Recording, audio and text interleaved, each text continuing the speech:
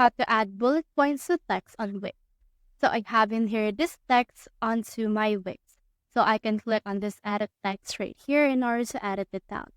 Now this will also open the text settings, but don't mind it because we can edit this one as, like for example, let's actually add some things right here.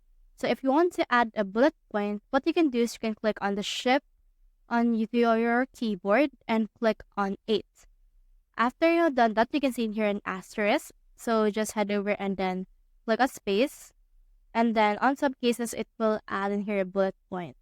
But if this doesn't work for you, you can head over and click on this bullet points that is actually added right here on your text and settings.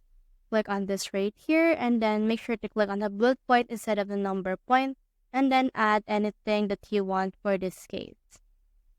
And then once you have done that, as you can see, we have now our bullet points. So that's how you add bullet points to text on Wix. Hope we helped.